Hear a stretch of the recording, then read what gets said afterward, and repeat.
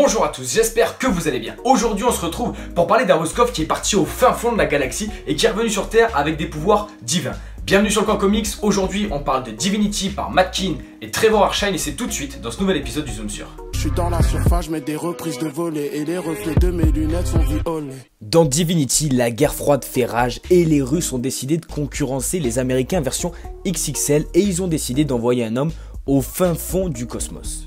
Et la Russie va décider d'envoyer Abraham Adams. Abraham Adams, c'est un jeune russe qui a toujours vécu pour la mère patrie. Il s'est sacrifié corps et âme pour la Russie et il va donc être envoyé au fin fond de l'univers. Le seul problème qu'il a, c'est qu'il a une femme et qu'il a une fille et ce voyage va durer plusieurs décennies. Mais russe un jour, russe toujours, il va décider de partir dans l'espace. Il va pas partir seul, il va partir avec deux autres cosmonautes, sauf qu'arrivé au fin fond de l'univers, il va se passer des trucs assez chelous, il va rencontrer l'inconnu, une sorte d'entité cosmique, et il va revenir sur Terre en tant que Divinity. Sauf que comme je vous l'ai dit, le voyage dure des décennies, alors le billet du retour est exactement la même chose, et il revient sur Terre plus de 70 ans après son départ. Sa femme et sa fille sont mortes, il est devenu Divinity, et il va s'écraser dans un désert australien dans lequel, il va décider de rendre la vie des gens meilleure.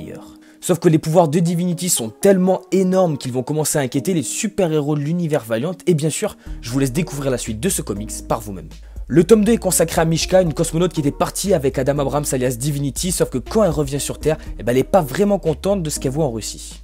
Et en parlant de Russie, le tome 3 va nous montrer une sorte de réalité alternative. Quelqu'un a modifié l'espace-temps et a fait que l'Union soviétique est la première puissance du monde et la seule présente partout dans l'univers. Et tout le monde a pour acquis que l'Union soviétique a toujours dominé la planète, à part 2 ou 3 personnages.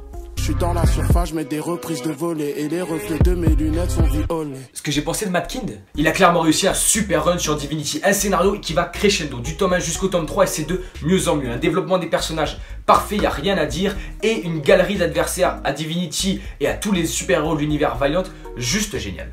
Trevor Arshine, c'est le genre de dessinateur qui peut te faire acheter 10 comics d'une série dont tu détestes le scénario tellement les dessins sont géniaux. Il suffit de regarder les planches, le découpage, le développement des expressions du visage ou encore tout simplement les splash pages et toutes ces aventures dans l'espace pour se rendre compte du talent du monsieur. Je suis dans la surface, je mets des reprises de volée et les reflets de mes lunettes sont violets. Le premier point que j'ai particulièrement apprécié dans ce comics, c'est clairement Adam Abrams. Faut se remettre un petit peu en contexte. Adam Abrams, c'est un type qui a été adopté, qui s'est sacrifié pour la Russie, qui a perdu tout ce qu'il avait, sa femme et sa fille, pour la mère patrie. Quand il est revenu sur Terre, il n'y avait plus rien. Il n'y avait plus rien pour lui, aucun point de repère, il aurait pu faire ce qu'il voulait. Il avait des pouvoirs de Divinity lorsqu'il est revenu sur Terre et il aurait pu détruire la planète si bon lui semblait. Mais il n'en a rien fait et il a été encore plus bienveillant qu'il était à son départ malgré toutes les galères qu'il a vécues. Et Adam Abrams est clairement un personnage super attachant de l'univers Valiant. Dans le tome 2, ce que j'ai le plus apprécié, et c'est un petit peu la base du tome, c'est le développement de Mishka, l'ami d'Adam Abrams, qui est vraiment au cœur du récit, mais ça apporte vraiment quelque chose. Le personnage apporte quelque chose au récit, mais il apporte également quelque chose